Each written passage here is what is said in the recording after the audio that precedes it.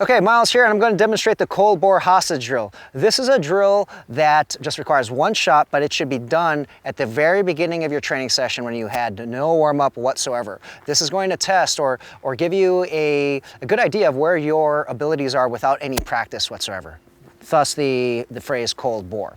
So you're going to start about 20 to 30 yards away from a target that has a head area. So you want to be able to nail this target with a headshot. One shot only.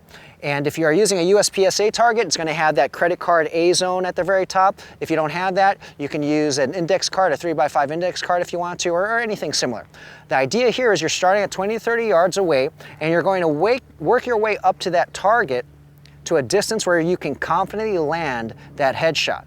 Now here's where things get interesting and creative. When you're going to be 20, 30 yards away, you're going to turn away from your target. And what you want to do with your gun holstered, you're going to close your eyes, imagine a loved one is being held hostage, okay?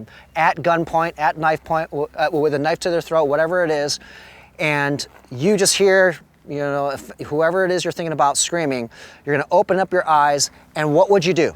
All right, so you are armed. So what you do is up to you in terms of you can use theatrics, try to stall them, whatever it is.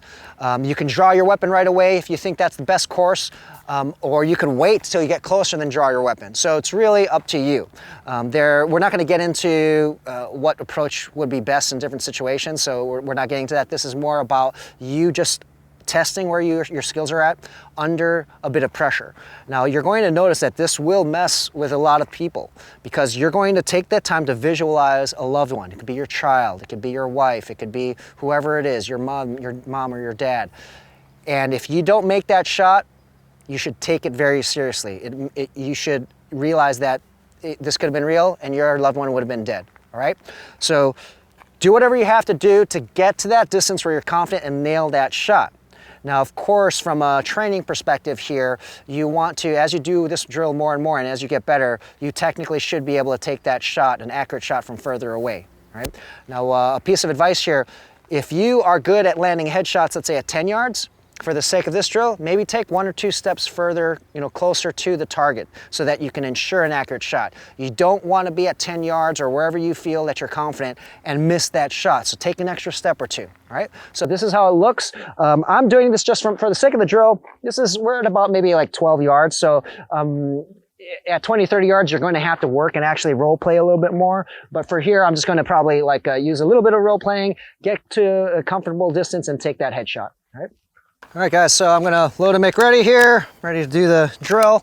I'm going to close my eyes, imagine a loved one, really, really imagine that loved one, whoever it is, being held hostage, gunpoint, knife at their throat, whatever it is, make it real.